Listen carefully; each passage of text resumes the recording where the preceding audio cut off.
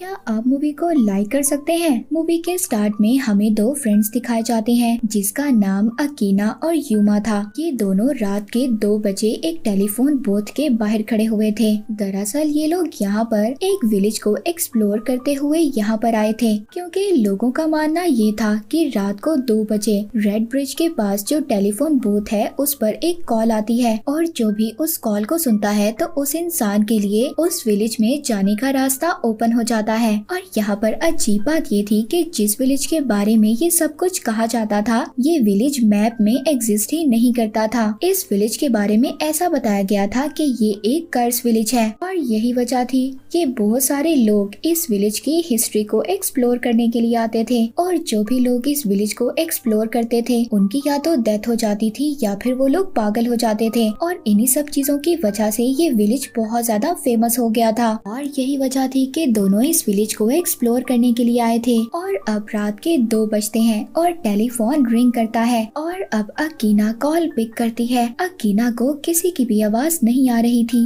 बस उसको एक वाटरफॉल की आवाज आ रही थी। और अब वहाँ पर विलेज का रास्ता भी खुलने वाला था। अकीना और उसका फ्रेंड यूमा दोनों उस टनल की तरफ चल पड़ते हैं जिससे उस विलेज का रास्ता आता था। ये दोनों उस टनल के अंदर एंटर होते हैं। अकीना ने अपना कैमरा भी ऑन किया हुआ था, ये वहाँ पर सारी वीडियो बनाती है। अब जब ये लोग उस टनल में थोड़ा सा आगे जाते हैं तो उनको वहाँ पर एक साइन बोर्ड नजर आता है जिस पर लिखा हुआ था कि इस टनल से आगे जाकर जापान के कोई भी रूल्स या लॉ काम नहीं करेंगे। और अब यूमा थोड़ा सा डर गया था। वो अकीना से कहता है कि हमें यहाँ से वापस चले जाना चाहिए, पर अकीना को तो इस विलेज को एक्सप्लोर करना था। वो अपने फ्रेंड यूमा की बात नहीं मानती। अब जब ये दोनों उस विलेज के अंदर एंटर होते हैं तो यहाँ पर इनको बहुत से पुराने घर नजर आते हैं। अकीना को यहाँ पर वॉशरूम जाना था। अब अकीना इन्हीं पुराने घरों की एक वॉशरूम को यूज करने का डिसाइड करती है। अकीना जब वॉशरूम में थी तो बाहर यूमा विलेज को एक्सप्लोर कर रहा था, तभी उसको वहाँ पर एक केज नजर आता है जिसमें से कि उसको डॉग्स की आवाजें आ रही थी। पर जब यूमा पास जाकर देखता है तो वहाँ पर कोई डॉग तो नहीं था, बल्कि वहाँ पर डॉग का स्केलेटन था। दूसरी तरफ अकीना जो कि वॉशरूम से बाहर आ रही थी, तभी उसको रियलाइज होता है कि बाहर से किसी ने वॉशरूम का दरवाजा लॉक कर दिया है और उसको बाहर से बहुत सारे लोगों की चिल्लाने की आवाजें भी आ रही थी। तभी थोड़ी देर बाद अकीना के इर्द गिर्द बहुत सारे हाथ अपीयर हो जाते हैं और वो हाथ अकीना को पकड़ने लगते हैं। तभी बाहर यूमा को भी कुछ नजर आता है। वो डर कर अकीना की तरफ भागता है। अकीना भी बहुत ज्यादा डरी हुई थी। उनके पीछे कुछ ब्लैक स्पिरिट्स थी और तभी ये दोनों यहाँ से भाग जाते हैं। नेक्स्ट सीन में हम कनाया नाम की एक लड़की को देखते हैं जो कि एक साइकोलॉजिस्ट थी और कनाया के पास एक लेडी अपने बच्चे को लेकर आई हुई थी। उस बच्चे की मदर कनाया को बता रही थी, वो लेडी अपने बेटे के बारे में बता रही थी कि मेरा बेटा बहुत ज्यादा खामोश रहता है और साथ ही साथ इसको रात को बहुत बुरे बुरे ड्रीम्स भी आते हैं और मुझे लगता है कि मेरा बेटा हमसे कुछ छुपा रहा है। इसी वजह से उस छोटे बच्चे की मदर कनाया के पास आई थी। अब कनाया उस छोटे बच्चे से बात करती है, जिस पर कनाया को बात कर कर उससे पता चलता है उस बच्चे को एक स्पिरिट नजर आती है जिसे कि वो अपनी मदर कहकर बुलाता है। वो बच्चा सारी बातें बताकर जाते हुए कनाया से कहता है कि मेरी मदर के बारे में किसी को भी कुछ मत बताना, क्योंकि अगर मेरी रियल मदर को पता चल गया तो वो मुझसे नाराज हो जाएंगी। और ये कहकर वो छोटा बच्चा वहाँ से चला जाता है, पर वो जाते हुए किसी की तरफ हैंड वेव करता है। कनाया जब उस तरफ देखती है तो वहाँ पर उसको एक लेडी की स्पिरिट नजर आती है।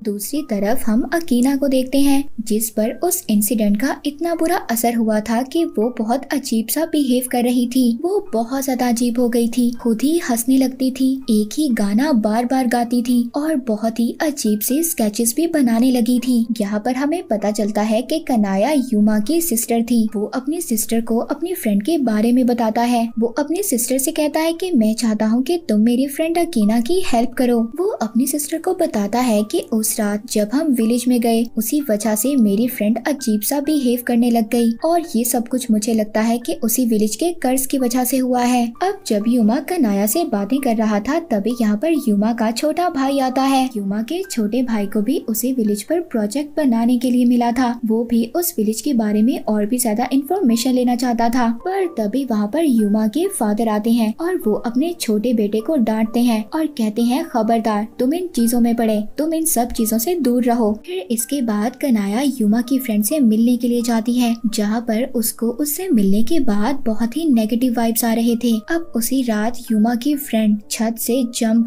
कर अपनी जान दे देती है। जब युमा के फ्रेंड की डेड बॉडी का पोस्टमार्टम किया जाता है, तब उसके पोस्टमार्टम की रिपोर्ट में तो ये आता है कि उसकी डेथ डूबने की वजह से हुई है। और ये बात सबके लिए शॉक थी। वो तो सबके सामने टॉवर से कूद गई थी, तो ऐसा कैसे हो सकता था कि उसकी डेथ डूबने की वजह से हुई। अब इन सब बातों को युमा समझ रहा था कि ये सब कुछ उसी विलेज के कर्ज की वजह से हो रहा है। अब वो अपने फ्रेंड्स को उसी टनल की तरफ लेकर जाता है, जिससे कि उस विलेज का रास्ता बनता था। वो वहाँ पर अपने फ्रेंड्स को वो टनल जलाने के लिए लेकर जा रहा था। और जब युमा अपने फ्रेंड्स के साथ आता है तो वो देखता है कि टनल सील्ड हो चुका था। पर इस बात पर उसको हैरानी हुई थी कि जब वो अपनी फ्रेंड के साथ आया था तब तो ये टनल सील्ड नहीं था, अब सील्ड हो गया, ऐसा कैसे हो सकता है। युमा अपने फ्रेंड से कहता है कि तुम लोग यहीं पर रुको, और खुद उस टनल के अंदर एंटर हो जाता है। और इसी बीच युमा का छोटा भाई भी उसकी कार में छुपकर उनके साथ आ गया था। युमा का छोटा भाई अपने साथ रिकॉर्डेड कैमरा लाया था, उसको भी उस टनल से डॉग्स की आवाजें आ रही थी। युमा के छोटे भाई को ऐसा फील हो रहा था कि उसका भाई उसको हेल्प के लिए बुला रहा है। वो भी उस टनल के अंदर चला जाता है। उस टनल के अंदर बहुत सारे स्पिरिट्स थी। तभी हमें युमा की चीख सुनाई देती है।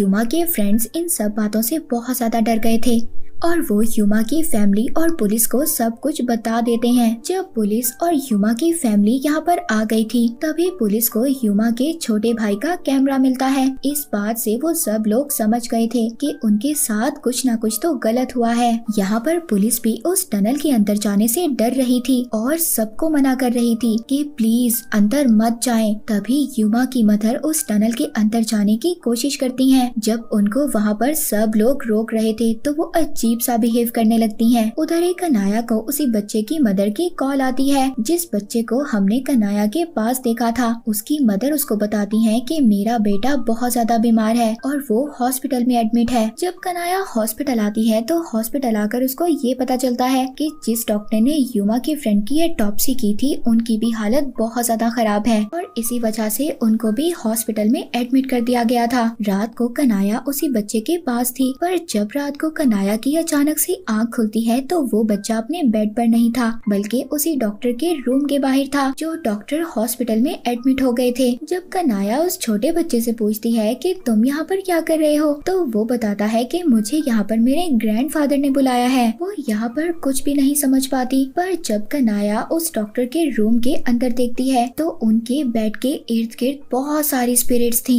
और यहाँ पर वो सभी स्पिरिट्स सेम सॉन्ग रिपीट कर रही थी। वो स्पिरिट्स बार बार कह रही थी कि अगर फसल खराब हो गई है तो उसे खत्म कर दो। और तभी वो सारी स्पिरिट्स कनाया और उस छोटे बच्चे की तरफ बढ़ने लगती हैं और सामने से उस डॉक्टर की स्पिरिट भी उनकी तरफ आ रही थी, जिस डॉक्टर ने अकीना का पोस्टमार्टम किया था। पर तभी यहाँ पर एक नर्स आती है और उसके आने के बाद सब कुछ नॉर्मल हो जाता है। अब ये नर्स आकर कनाया को बताती है कि 2 मिनट पहले ही डॉक्टर की डेथ हो गई है। जी हाँ, नर्स यहाँ पर उसी डॉक्टर के बारे में बता रही थी, जिनकी स्पिरिट अभी अभी कनाया के सामने थी। कनाया यहाँ पर समझ गई थी कि उस टनल और उस विलेज से इस बच्चे का कोई ना कोई कनेक्शन तो जरूर होगा, क्योंकि कनाया ने आज जिन स्पिरिट्स को देखा, वो स्पिरिट्स बार बार वही सॉन्ग गा रही थी जो अकीना ने मरने से पहले गाया था। अब कनाया जब उस छोटे बच्चे के पेरेंट्स से बात करती है तो उसको पता चलता है जो उनका असल बच्चा था उसकी उसी दिन डेथ हो गई थी। पर तभी वहाँ पर हॉस्पिटल में ये बच्चा पैदा हुआ, क्योंकि उस बच्चे का कोई भी नहीं था तो इसीलिए हमने उसको अडॉप्ट कर लिया। नेक्स्ट सीन में हम युमा की एक और फ्रेंड को देखते हैं, जिसकी गाड़ी उसी टेलीफोन बूथ के पास खराब हो गई थी। और जब वो अपने फ्रेंड्स को हेल्प के लिए वहाँ पर बुलाता है और फिर जब उसके फ्रेंड्स आकर देखते हैं तो उनके फ्रेंड की गाड़ी तो वहाँ पर थी, पर उनका फ्रेंड वहाँ से गायब था। और तभी उसी टाइम रात के 2 बज गए थे। वो टेलीफोन भी रिंग करता है। उन दो फ्रेंड्स में से एक फ्रेंड उस फोन को रिसीव करता है पर उसमें से कोई भी आवाज नहीं आती। दूसरा फ्रेंड भी जब फोन सुनने के लिए आता है तो वो बूथ खुद ब खुद बंद हो जाता है और अचानक से उस टेलीफोन बूथ में पानी भरना स्टार्ट हो गया था। और तभी उस टेलीफोन बूथ के बाहर बहुत सारे स्पिरिट्स जो कि वही सॉन्ग गा रहे थे। इसके बाद सीन शिफ्ट होता है कनाया पर। कनाया अपने फादर से बार बार पूछ रही थी इन सब के बारे में, मगर उसके फादर बहुत ज्यादा परेशान थे और कनाया को कुछ भी नहीं बताते। और कनाया अब इन सब बातों के बारे में जानने के लिए अपने ग्रैंडफादर के पास जाती है, जहाँ पर उसको अपनी ग्रैंड मदर के बारे में याद आता है। दरअसल उसकी ग्रैंड मदर भी स्पिरिट्स वगैरह को देख सकती थी और स्पिरिट्स देखने का ये गिफ्ट कनाया को अपनी ग्रैंड मदर से ही मिला था। अब कनाया अपने ग्रैंडफादर को उसी विलेज के बारे में बताती है। उसके ग्रैंडफादर कहते हैं कि हाँ, पिछले कुछ साल पहले वो विलेज एग्जिस्ट करता था और उस विलेज के पास एक डैम था। उस डैम के टूटने की वजह से पूरा विलेज डूबकर डिस्ट्रॉय हो गया। तभी कनाया को अपनी ग्रैंड मदर याद आती है। जब वो एक दिन अपनी ग्रैंड मदर के पास बैठी थी, उसने वहाँ पर अपनी ग्रैंड मदर के साथ बैठकर तभी दूर एक लड़के को देखा था और सरप्राइजिंगली वो लड़का उसको वहीं उसी जगह पर दूर खड़ा हुआ मिलता है। कनाया ने अपने बचपन में इस लड़के के विजन्स को देखा था और आज वो रियल में इस लड़के से मिल रही थी। वो लड़का उस विलेज के बारे में बहुत कुछ जानता था। उस लड़के को उस विलेज के बारे में बहुत ज्यादा इन्फॉर्मेशन थी। वो कनाया को एक ओल्ड वीडियो दिखाता है जिसमें कनाया को पता चलता है कि उस विलेज में रहने वाले लोग बहुत अरसा पहले बहुत खुशी खुशी रहा करते थे।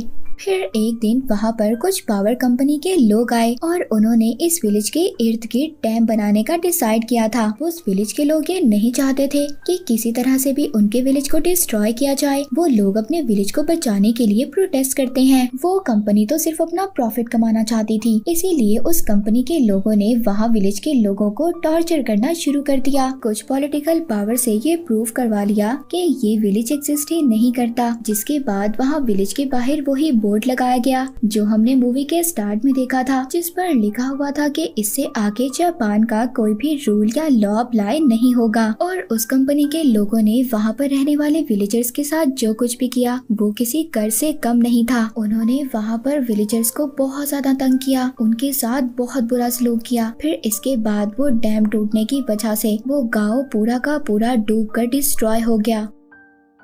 कनाया उस वीडियो में अपने ग्रैंडफादर को भी देखती है और उसको पता चलता है कि उस कंपनी के ऑनर कोई और नहीं बल्कि उसके ग्रैंडफादर थे और यही वजह थी कनाया की फैमिली के साथ ये सब कुछ हो रहा था। अब कनाया उस लड़के को लेकर उसी टेलीफोन बूथ के पास जाती है जहाँ पर 2 बजे दोबारा से वो फोन रिंग करता है। कनाया उस फोन को अटेंड करती है। फोन अटेंड करने पर उसे अपने भाई युमा और अपने छोटे भाई की आवाज आती है जो उसे हेल्प के लिए बुला रहे थे। कनाया उस लड़के के साथ उसी टनल से एंटर होकर विलेज के अंदर एंटर हो जाती है जहाँ पर आकर उन्हें ये फील होता है कि वो टाइम से कुछ पीछे आ गए हैं। वहाँ पर कनाया देखती है कि इर्द गिर्द विलेजर्स की डेड बॉडीज पड़ी हुई थी और एक केज में उसको अपने दोनों भाई बंद हुए मिलते हैं। ये अपने दोनों भाइयों को वहाँ से छुड़वाती है। फिर इसके बाद ये एक और केज के पास जाती है जहाँ पर एक लड़की बहुत बुरी हालत में थी और उसके साइड पर ही एक न्यूबॉर्न बेबी था। वो लड़का जो कनाया के साथ था वो कनाया को बताता है कि तुम्हें इस बच्चे को लेकर बहुत जल्दी इस गांव से दूर जाना होगा क्योंकि जल्द ही ये विलेज डूब जाएगा और जब ये विलेज डूब जाएगा तो ये बच्चा ही इस विलेज के लोगों के नाम को आगे बढ़ाएगा और यही बच्चा है जो इस विलेज के कर्ज को खत्म कर सकता है। अब जब कनाया, उसके भाई और वो लड़का सभी इस गांव से दूर भाग रहे थे तो वो लड़की जिसका ये बच्चा था वो इनके पीछे आ रही थी और वो लड़की एक इविल में बदल गई थी और इन पर अटैक करती है। वो लड़का और युमा दोनों मिलकर उस लड़की को रोकते हैं। वो दोनों कनाया को कह रहे थे कि इस बच्चे को लेकर यहाँ से दूर चली जाओ। जब कनाया अपने छोटे भाई के साथ उस बच्चे को उस गांव से दूर ले आई थी, वो दोनों उस टनल से निकलकर बेहोश हो जाते हैं पर उनके पास वो बच्चा नहीं था। इसके बाद कनाया और उसके छोटे भाई को हम हॉस्पिटल में देखते हैं और दूसरी तरफ तरफ वो छोटा बच्चा जिसको कनाया उस गांव से ले आई थी, उस बच्चे को एक फैमिली उठाकर ले जाती है। फिर इसके बाद कनाया को डॉक्टर्स बताते हैं कि उन्हें उसके भाई युमा की डेड बॉडी मिली है और साथ ही साथ उसके साथ 2 स्केलेटन्स भी थे। कनाया समझ गई थी कि ये 2 स्केलेटन उन्हीं के थे, जो कि एक लड़के का और दूसरा उस लड़की का स्केलेटन था जिसके बच्चे को वो अपने साथ ले आई थी। अब यहाँ पर क्वेश्चन ये था कि कनाया जब उस गांव से आई तो उस पर उस कर्ज का क्यों असर नहीं हुआ। और यहाँ पर हमें ये भी पता चलता है कि वो टनल एक टाइम लूप था जो कि सिर्फ रात के 2 बजे ही ओपन होता था, क्योंकि रात के ठीक 2 बजे ही उस डैम का पानी इस विलेज में छोड़ा गया था और कनाया उस विलेज के कर्ज से जुड़ी हुई थी, क्योंकि कनाया ही थी जो उस विलेज के कर्ज को खत्म कर सकती थी। दरअसल वो लड़का जो कनाया को मिला था, जिसने कनाया की हेल्प की थी ये सब कुछ दिखाने के लिए, वो लड़का और लड़की ये दोनों इसके ग्रैंड मदर के पेरेंट्स थे जो इसकी हेल्प कर रहे थे। और वो बच्चा बाहर आते ही सार पुराने अपने टाइम लूप में चला गया और इस गांव का कर्ज सिर्फ उन्हीं लोगों पर होता था जो कि उस पावर प्लांट कंपनी से रिलेट करते थे, और उन लोगों की डेथ में वाटर की प्रेजेंस भी जरूर होती है। और इसी के साथ ये मूवी यहीं पर एंड हो जाती है।